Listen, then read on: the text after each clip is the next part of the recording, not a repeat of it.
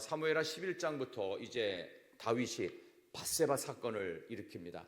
이 밧세바 사건은 다윗의 인생에 있어서 엄청난 치명적 손상을 가져옵니다.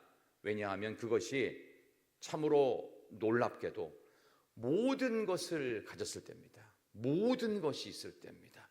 모든 권한이 다 있을 때입니다. 하나도 부족한 게 없을 때입니다. 전 민족이 다 한 자기만 바라보고 있을 바로 그때입니다.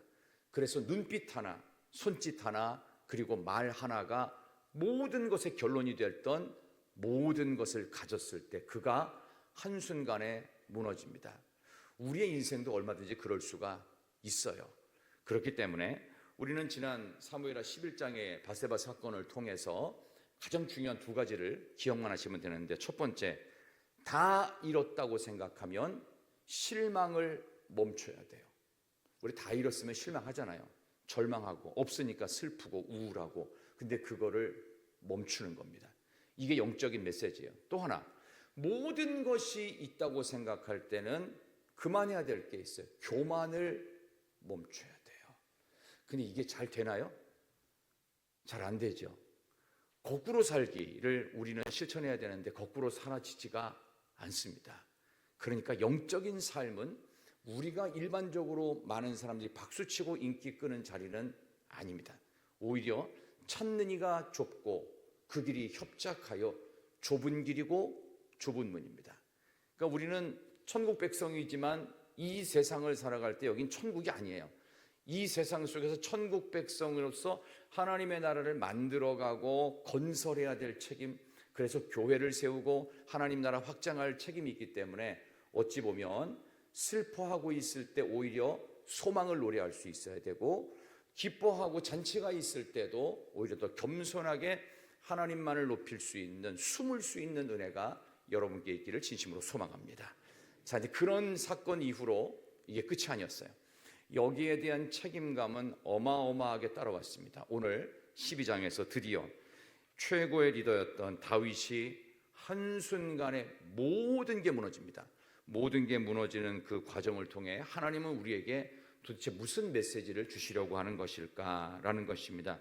여러분, 밧세바 이제 흥미롭게 좀 이해하기 위해서 밧세바라고 하는 영어 단어를 보면 그냥 요거는 누가 만든 말 같은데 BATH가 뭐예요?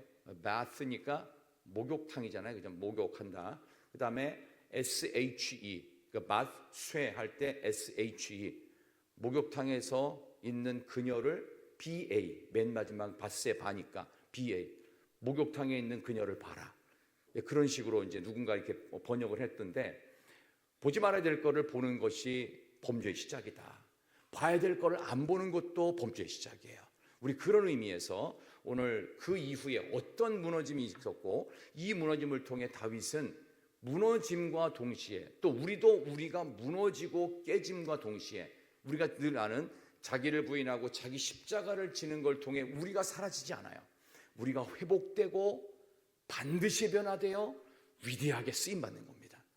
다윗이 여기서 인생이 끝이 아니었어요. 범죄가 있고 문제가 심각했어도 하나님은 다윗을 쓰시겠다고 약속을 하셨단 말이에요. 그러면 우리가 중간에 문제를 일으켜도 하나님은 우리를 쓰시는 일을 포기를 안 하십니다. 여러분이 항존직분자가 되신 분들이 꽤 있습니다. 그러면 항존직분자들로 세웠다는 것은 나중에 은퇴를 해도 직분이 사라지지 않고 그 직분이 유효합니다. 은퇴 장로님, 은퇴 권사님, 은퇴 안수집사님, 이렇게 가는 거 아니에요. 그죠?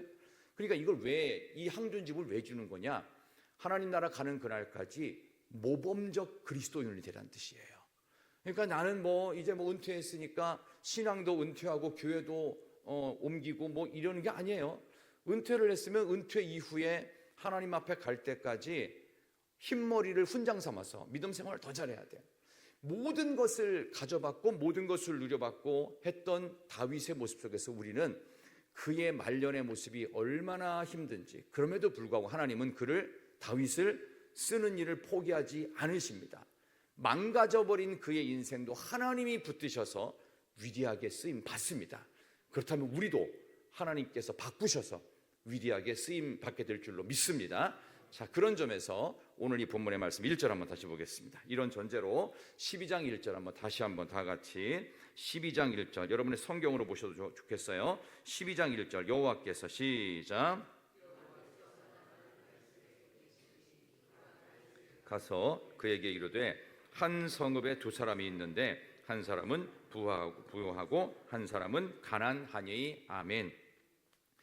갑작스럽게 중간에 살짝 시간이 빕니다. 그 시간이 뭐냐 하면은 여기 이제 밧세바를 통해서 임신했던 이 불행의 씨앗이 태어나요. 그리고 약 1년 정도로 추산됩니다. 1년 정도 같아. 1년쯤 지났던 어느 날 밧세바를 통해서 태어난 아이의 이름은 나오지 않죠. 성경 어디에도 안 나와요. 아마 그가 곧 죽기 때문에 그런지도 모르겠습니다. 어쨌든 아이의 이름은 나오지를 않습니다. 그리고 나서 어느 날 갑작스럽게 그 재롱에 못 이겨서 헤헤호호하고 왕실은 평온하고 우리아는 제거됐고 그리고 말씀드렸던 그 아까 밧세바는 정식으로 다윗의 부인으로 오게 됐고, 그러니까 왕이 정하면 그게 다 합법이에요. 그리고 나서 아무 문제가 없는 것처럼 보이던 어느 날 갑자기 하나님께서 나단 선지자를 보냅니다. 나단은 다윗의 친척입니다. 나단 선지자가 갑자기 왕실을 들어옵니다. 폐하, 아니 어쩐 일이요? 잠시 지나가다 들렀습니다. 온 김에 잠깐 이야기 하나 해드리겠습니다. 해보시오. 그래가지고 얘기를 듣는 거예요. 그러니까 폐하 하면서 어느 동네에 가보니까 두 사람이 살았습니다. 한 사람은 부자고 한 사람은 가난합니다. 근데 이 부잣집에는 양떼도 많고 소떼도 많고 짐승들도 많은 정말 부잣집입니다. 근데 그 옆집은 아주 가난했습니다. 겨우 짐승이라고는 양 한 마리, 자기 딸처럼 애지중지 키우는 양 한 마리 키우는 아주 가난한 집입니다. 저 양 한 마리 없으면 뭐 먹고 사나 이럴 정도로 가난했던 집입니다. 어느 날 부잣집에 손님이 한 사람 찾아오게 됩니다. 그랬더니 이 부자가 무슨 생각이고 뭔 정신인지 자기네 집에 그 많은 양떼 소떼는 다 뒤로 하고 가난한 집에서 가가지고 그 양떼를 억지로 가져와서 그 양을 잡아서 손님에게 대접을 했습니다. 그 가난한 집 주인은 막 울고불고 난리를 쳤겠지요. 폐하, 그러면 왕께서는 지금 이런 상황에 대해서 어떻게 생각하십니까? 이런 얘기예요. 이런 얘기를 하러 온 거예요. 그게 오늘 1절부터 5절 6절까지 쭉 그 얘기가 나와요. 그랬더니 다윗이 뭐라고 반응을 하죠? 당장 죽여야 된다. 그런 천인 공노할 놈이 어딨냐? 신명기 율법에는 만약에 하나 가져갔으면 4개 갚아야 된다. 4배로 갚아야 된다. 저런 놈은 내가 여호와 이름에 살아계심을 두고 맹세하노니 없어져야 된다. 죽여야 된다. 라고 얘기했습니다. 자, 여기서 여러분이 아는 그 명대사가 나옵니다. 7절입니다. 한번 볼까요? 명대사. 자, 나단이 다윗에게 했던 한마디 말이 그의 인생을 완전히 뒤집어 버립니다. 자, 다 같이 12장 7절 나단이 시작.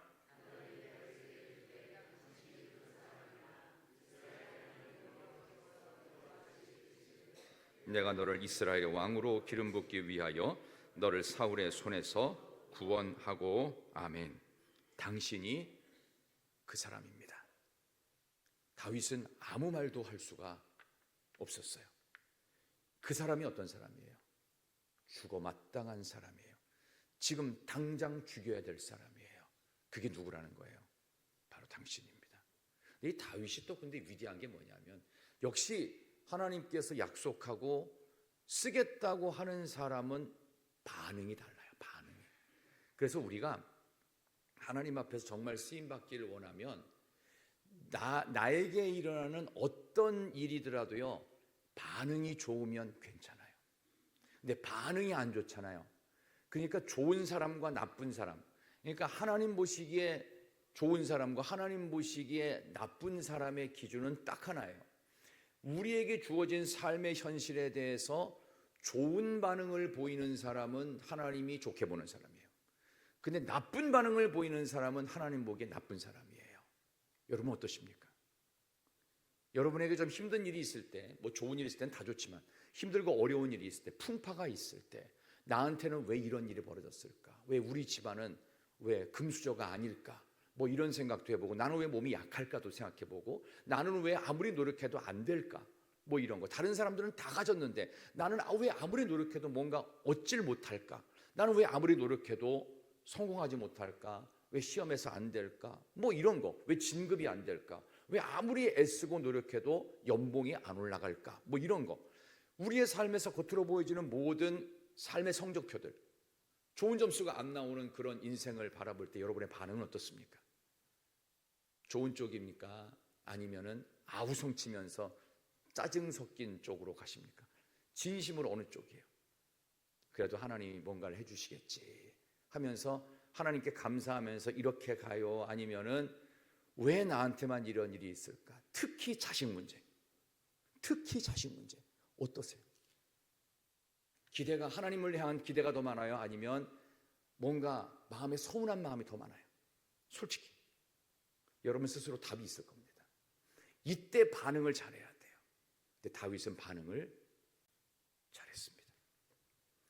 당장 모든 게 끝장난다 해도요, 반응이 좋으면 하나님께서 그 사람을 써요. 근데 하나님은 다윗을 알았어요. 어떤 사람인지. 실수가 없는 사람이 어디 있어요? 다 문제가 있죠. 다 하자투성이에요. 우리 모두 다 하자투성. 근데 하나님께서 주신 이 삶의 이상한 환경을 이상하게 여기지 않는 반응이 우리에게 필요합니다. 그래서 다윗은 이 부분에 대해서 5가지로 반응합니다. 첫 번째, 그는 옛날에는 범죄를 저지르기 위해서 부하들을 보내고, 그리고 요압 장군을 보내고, 전쟁터로 보내고, 사지로 보내고, 누군가를 알아보기 위해서, 어떤 여자인지 알아보기 위해서 부하들 보내고 명령하는 자였다가, 이제는 어떻게 해요? 하나님이 보내신 사람을 맞이하고 하나님에 의해서 더 크게 쓰임받도록 보내지는 자가 됐어요. 첫 번째 변화, 보내는 자가 아니라 하나님이 보낸 사람을 맞이하는 자, 하나님의 음성을 받아들이는 자로 바뀌었어요. 이게 오늘 1절에서 나오는 거예요. 여러분 어떻습니까? 여러분은 여러분의 삶에 있어서 가장 중요한 것들이 상실되었을 때 그 상실되는 아픔에 대해서 어떻게 반응하세요? 하나님이 나중에 좋은 거 주실 거야. 지금 당장 너무 힘들어요. 정말 가스비 내기도 어려운 지경이 왔어요. 겨울에. 또 여름에는 에어컨 전기세 내기도 참 답답해요. 그래서 막 부채질하면서 언제쯤 나에게는 좀 편안하게 전기를 마음껏 쓰는 날이 올까, 이런 걱정하면서 생활비 하나 쪼들려가지고 제대로 쓰지도 못하는 이런 상황 속에서도 하나님이 언젠가 나에게 좋은 거 주시겠지 이런 반응이 필요하다는 뜻입니다. 우리는 근데 그렇지를 않을 때가 많죠. 하나님이 보낸 자를 통해서 이제는 다윗이 말씀을 듣는 자가 됩니다. 다윗의 반응을 한번 그 다음에 보겠습니다. 13절 봅시다. 13절. 첫 번째는 말씀을 듣는 자가 됐고, 두 번째는 어떤 사람이 되었는지 13절. 다윗이 나단에게, 시작.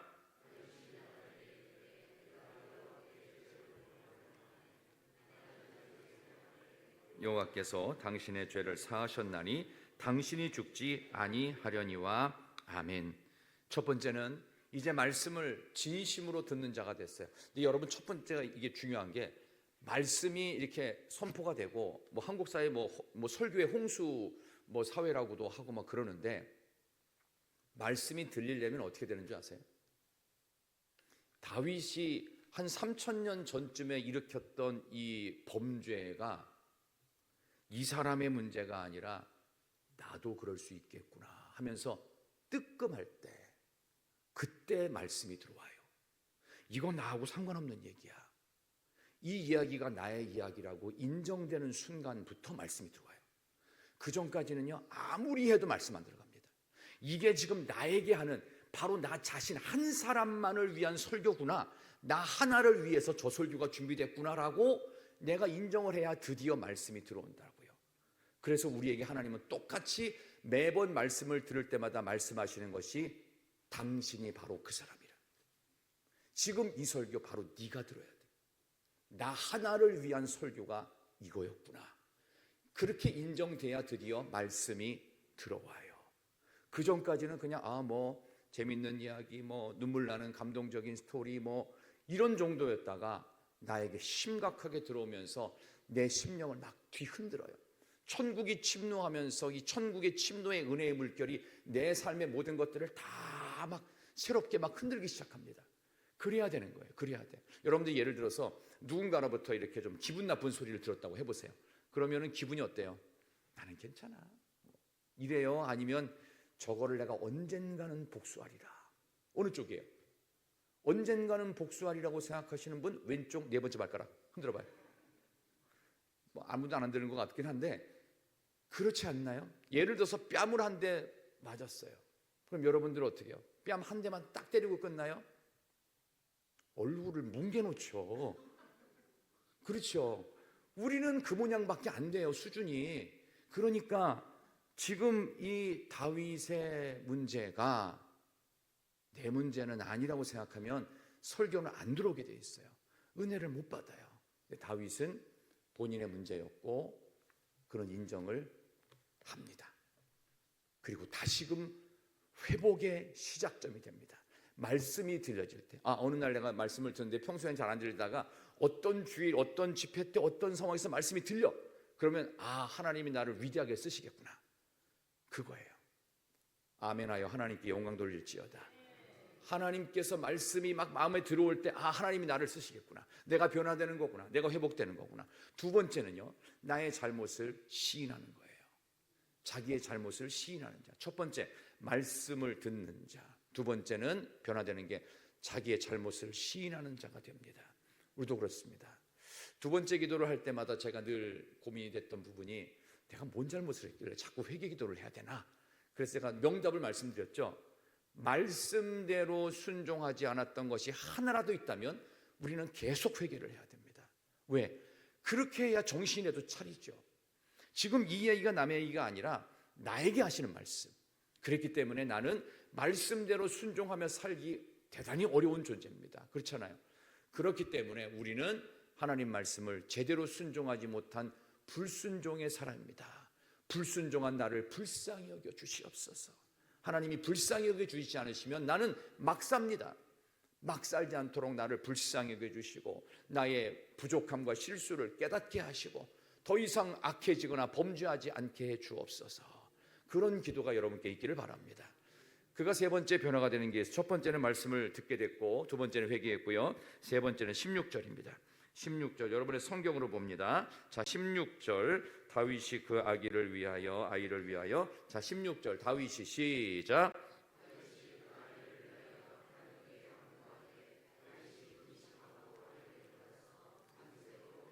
엎드렸더니 아멘. 세 번째는 기도하는 자가 되었습니다. 말씀이 들려지는 자가 됐고 두 번째는 자신의 잘못을 인정하는 자가 됐고 세 번째는 드디어 금식을 하며 밤을 지새며 누군가를 살리기 위해 기도하는 자가 됩니다. 여러분 최소한 한 3단계까지는 갔으면 좋겠다 하는 생각이 있습니다. 3단계까지는 말씀이 꼭 들려지기를 진심으로 축복합니다. 여러분의 잘못과 부족한 것들이 인정되기를 소망합니다. 그리고 남을 위해 기도하고 누군가를 살리기 위해서 기도하기를 간절히 소망합니다. 이 세 가지의 모습으로 그가 변화됐고 두 개 더 있습니다. 오늘 성경에 나오는데요. 어디냐? 20절 보십시다. 20절. 자, 우리 12장 20절. 그는 어떻게 변했는지. 자, 20절입니다. 다윗이 땅에서 시작.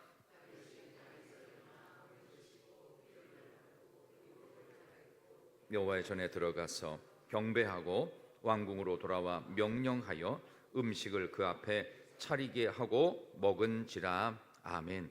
이건 굉장히 좀 이상한 행동입니다. 네 번째는 뭐냐 하면은 하나님께 경배하며 예배하는 자가 됐다는 건데 이게 언제 경배한 거냐, 언제 예배한 거냐 하면 자기가 낳았던 밧세바를 통해 낳았던 이름 모를 이 아이가 아주 갓난아기 때인데 이 아이 살려달라고 기도를 했어요. 금식으로 밤을 지새가며. 근데 이 아이가 아깝게도 하늘나라를 가버렸어요. 그리고 나서 다윗이 몸을 씻고 옷을 갈아입고 여호와의 전에 들어가서 경배하며 예배합니다. 우리는 어떤 상황에서도 내 삶에 최악의 경험이 있을지라도 어떤 기도라도 응답되지 않는 막막함 속에서라도 예배의 자리를 떠나시면 안 됩니다. 예를 들어서 뭔가 서운한 게 있어요. 나 교회 안 나와 이러시는 분들이 가장 무지한 분들입니다. 그럴수록 더 교회를 나와야 돼요. 그래야 다윗처럼 쓰임을 받아요. 반응이 좋아야 된다. 내 삶에 일어나는 모든 일에 대한 반응이 좋아지기를 축원합니다. 우리 옆에 계신 분에게 한번 인사하도록 하겠습니다. 어떤 상황에도 예배를 빠지지 맙시다. 시작. 어떤 상황에도 예배는 빠지지 맙시다. 그래서 예배를 통해서 교회 나와서 보통 예배 드리잖아요. 교회에서 예배 드릴 때 내가 마음에 안 드는 사람이 있더라도 그 사람 보지 말고 하나님만 보고 그렇게 하시기를 축원합니다. 하나님이 여러분을 예배자로 세우시기를 소망합니다. 그리고 마지막 5번째 하나 더 있어요. 다윗이 참 이제 드디어 그가 삶의 행동으로 보여지는 모습 29절 보겠습니다. 29절 다 같이 12장 29절. 자, 마지막 5번째 변화가 있어요. 29절 다윗이 시작. 다윗이 모든 군사를 모아 랍바로 가서 그곳을 쳐서 점령하고 아멘. 드디어 있어야 될 자리에 가 있습니다. 이 마지막 전쟁에서 이기려면 반드시 총사령관인 왕이 전쟁에 나가서 상대 적진의 성에다가 깃발을 딱 꽂아야 돼요. 근데 장수들한테 맡겼죠. 전쟁은 이기긴 이기는데 이 전쟁이 안 끝나고 있었어요. 지금의 요르단 지역인 암몬과의 전쟁에서 끝날 듯 전쟁은 이기긴 이기는데 안 끝나고 계속 있는 중에 드디어 당시의 최고의 글래디에이터 전사였던 다윗이 전쟁의 자리에서 맨 앞에서 가장 먼저 칼 맞고 가장 먼저 죽을 그 자리에 다시 섭니다. 그게 있어야 될 자리. 그래서 우리가 믿음을 회복할 때 하나님께서 회복시켜 주시는 가장 중요한 건 내가 있어야 될 자리를 있는 겁니다. 거기에서 싫은 소리도 듣고 욕도 먹고 다른 사람들로부터 막 불평 불만도 들어가면서 그 자리를 지켜내는 거예요. 다윗이 나가서 죽을지 안 죽을지 모르지만 하나님은 그를 금방 죽이지 않습니다. 그를 더 오래도록 살려놓으십니다. 그래서 힘든 시간들을 다 겪게 하시고 나중에 여러분들이 뭐 기본적으로 아는 성경의 지식처럼 아들의 반란으로 인해서 아니 믿었던 아들이 자기 아버지 왕을 반역하고 쿠데타를 일으킨 거예요. 도대체 이게 뭐 때문에 그러냐? 아버지가 마음에 안 들어서 그랬다니 내가 자식 키운 보람이 아무것도 없어지는 그런 허탈한 심정 때문에 일어나는 상황들, 이런 일들을 계속 겪게 됩니다. 그런 일들로 인해서 다윗은 이제부터 무너지지 않는 리더로서의 자리매김을 더욱 견고하게 하기 시작합니다. 여러분들도 부족함이 있고 실수가 있을 거예요. 앞으로도 부족함도 있고 실수도 있고 잘못도 하겠죠. 왜 안 하겠어요? 우리 모두 다 부족한 게 있고 천사들의 공동체 아니라 각색 병든 자들만 있는 공동체, 원래 교회가 다 그렇습니다. 그런데 여기서 예수 그리스도의 이름으로 매번 치유받고 하나님의 은혜를 인해서 우리의 삶의 성품이 새로워지고 성령의 열매를 맺어가고 기도하고 예배하는 자리 빠지지 말고 5번째 변화된 것처럼 내가 지켜야 될 자리를 지키고 하나님께서 내게 주신 말씀을 듣는 자가 되고 하나님께 기도하는 자가 되고 나의 잘못을 시인하는 자가 되고 그렇게 살아가면 하나님께서 우리를 무너지지 않게 하실 것입니다. 다윗은 이후로도 무너질 만한 일들이 많았고 나중에 말년에 그는 인구계수를 합니다. 인구를 왜 셌을까요? 군사력이 얼마인가, 내가 평생 동안 왕으로서 했던 업적이 어느 정도인가, 그걸 보고 싶었을 거예요. 마지막에 어떤 자리에서 빠져나갈 때 나의 몫을 챙기거나 그런 부분에 있어서 조심해야 되는 것들이 바로 이겁니다. 다윗은 뭐 고대 사회니까 그 아들이 당연히 왕이 되고 그런 기본 룰을 거치지만 하나님께서 그거 하지 말라고 했는데 인구 조사를 또 시켜요. 그랬더니 나중에 어떻게 되죠? 3일 동안에 온역으로 7만 명이 죽어요. 백성들 7만이 죽었다고요. 한 사람의 실수 때문에. 근데 그런 실수를 평생 했던 다윗이 그때마다 회개해요. 그때마다 기도하고 그때마다 자기 자리 지키고 그때마다 하나님께 예배하고 돌아와요. 이게 놀라운 거예요. 그러니까 다윗의 모습을 통해 그는 위대한 사람이 아니라 하나님 앞에서 바로 서려고 실수투성이었지만 믿음으로 새로워지기를 원했던 사람, 몸부림쳤던 사람, 저는 여러분이 그런 분들 되시기를 진심으로 소망합니다. 저도 부족한 게 많고 문제가 있겠지요.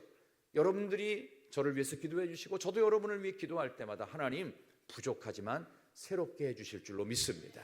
그런 마음으로 무너지지 않는 영적인 리더 여러분 되시기를 진심으로 소망합니다. 마지막으로 책 한 권 소개할 텐데요, 삶의 마지막까지 쓰임받는 하나님의 사람이라고 하는 좀 오래된 책이 있습니다. 스티븐 파라라는 분이 쓴 책인데, 여기에는 그 미국의 역사 속에서 부흥운동을 일으켰던 사람들의 뒷이야기가 나오는데, 1945년생 혹시 있으세요? 1945년에 태어나신 분 혹시 우리 가운데 45년? 1945년에 미국 사회를 떠들썩하게 했던 세 사람의 위대한 설교자가 등장합니다. 근데 다 20대예요.